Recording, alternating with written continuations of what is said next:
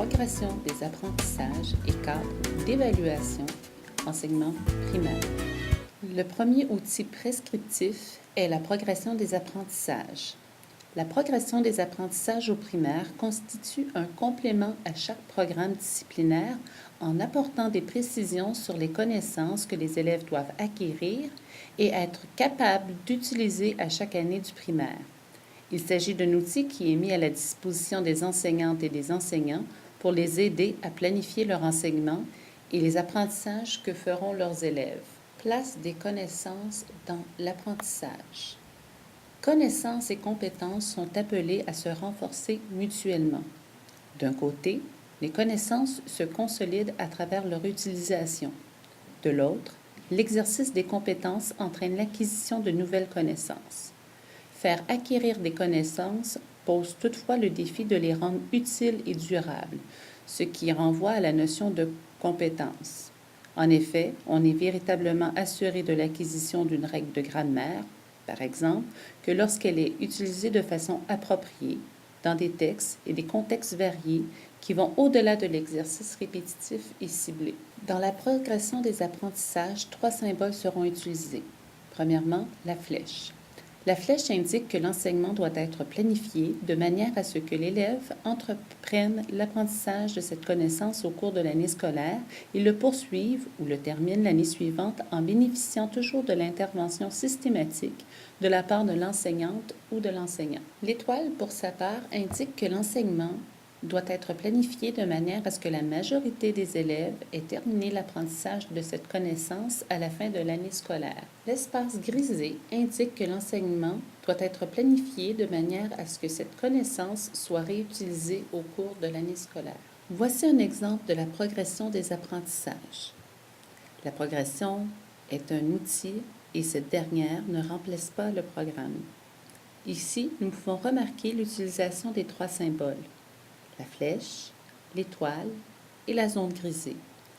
Les énoncés en caractères gras indiquent les éléments de contenu prioritaires qui exigent qu'on leur accorde plus d'importance en classe. La progression des apprentissages est divisée en 2 sections: connaissances et utilisation des connaissances. Ce document offre une vue d'ensemble des apprentissages que les élèves doivent réaliser tout au long de leur parcours artistique au primaire. La première section est consacrée aux connaissances que les élèves devraient posséder à la fin de chaque cycle. La deuxième section illustre, par des actions observables, la façon dont ces mêmes connaissances sont mobilisées lors de l'exercice des 3 compétences dont le programme vise le développement.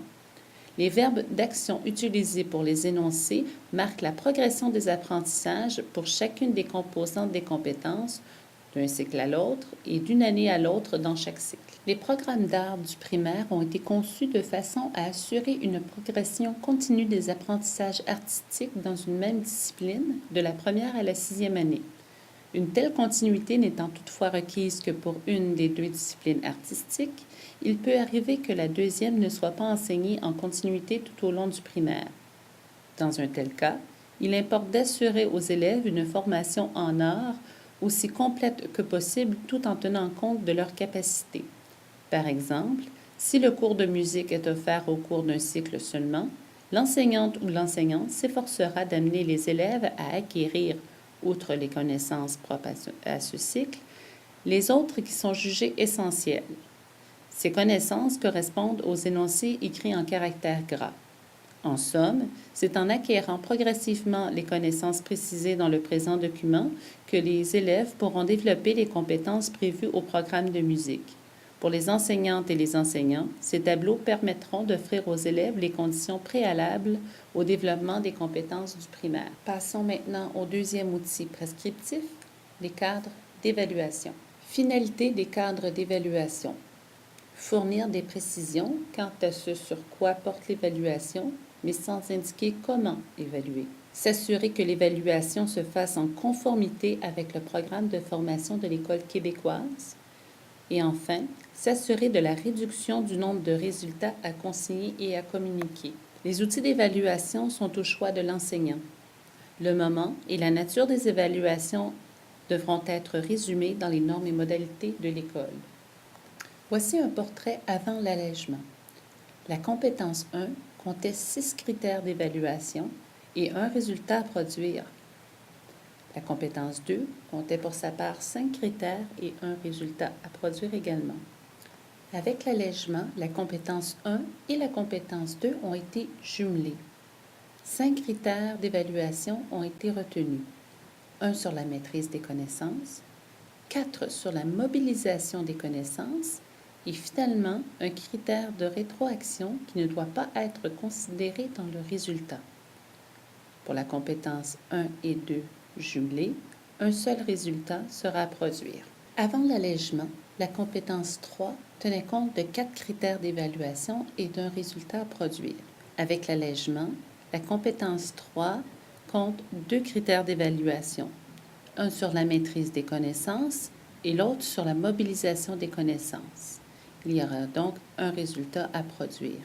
Il est important de noter que nous avons un résultat à produire pour la compétence 1 et 2 jumelées, un résultat pour la compétence 3 et qu'au bulletin, le libellé sera un seul résultat, soit disciplinaire. Place des connaissances dans l'évaluation. Les connaissances sont au cœur de l'apprentissage, sont un moyen de réfléchir et de comprendre le monde. Acquises, comprises, appliquées et mobilisées. L'évaluation doit être tout au long des apprentissages. Les critères d'évaluation présentés dans le cadre d'évaluation découlent de ceux du programme de formation.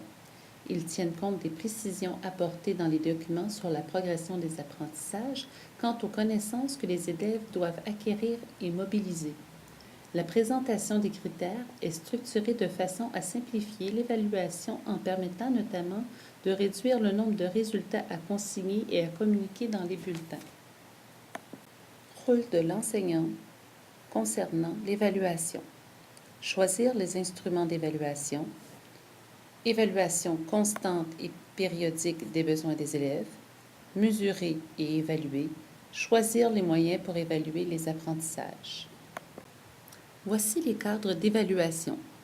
Nous voyons en haut les compétences jumelées et le pourcentage qu'elles représentent. Plus bas, nous voyons les critères d'évaluation. À gauche, nous retrouvons les critères liés à la maîtrise des connaissances et à droite, les critères liés à la mobilisation des connaissances. Le dernier critère à droite est accompagné d'un astérisque, ce qui veut dire que ce critère doit faire l'objet d'une rétroaction à l'élève qui ne sera pas considéré dans l'évaluation. Ici, il faut noter que les compétences inventées et interprétées ont été jumelées et non fusionnées. Elles représentent 70% du résultat. Appréciées comptera pour 30% du résultat. Ces compétences seront calculées ensemble afin de produire un seul résultat au bulletin, soit le résultat disciplinaire. Il est possible d'évaluer une seule des deux compétences à la première étape et l'autre à la deuxième étape. Toutefois, il est obligatoire d'évaluer les deux compétences au troisième bulletin. Pour le troisième bulletin, nous considérons les évaluations de la troisième étape ainsi que les travaux pertinents de l'année, ce qui nous permettra de faire un bilan. Aussi, il est important d'observer la double flèche. Cette flèche indique que l'évaluation des apprentissages s'effectue dans un processus d'aller-retour entre l'acquisition des connaissances propres à une discipline et la compréhension, l'application ainsi que la mobilisation de celles-ci. Pour s'assurer de la maîtrise des connaissances, l'enseignant doit les évaluer tout au long des apprentissages. À l'annexe 1 des cadres d'évaluation, nous retrouverons les éléments favorisant la compréhension des critères pour la compétence 1 et 2. Voici le cadre d'évaluation pour la compétence appréciée. Nous retrouvons nos deux critères et cette même double flèche. Il est à noter que cette compétence représentera 30% du résultat. Pour cette compétence, nous retrouverons également les éléments favorisant la compréhension des critères. Pour terminer, en utilisant la progression des apprentissages et les cadres d'évaluation, nous pourrions faire un lien entre la section connaissance de la progression avec le critère maîtrise des connaissances et les autres critères pourraient être liés à l'utilisation des connaissances. Mais quelle est la place des connaissances? Quel pourcentage représente l'évaluation des connaissances? Ce sera à vous de décider. Toutefois, il est bien de remarquer que le critère concernant la maîtrise des connaissances représente qu'un seul critère sur 5.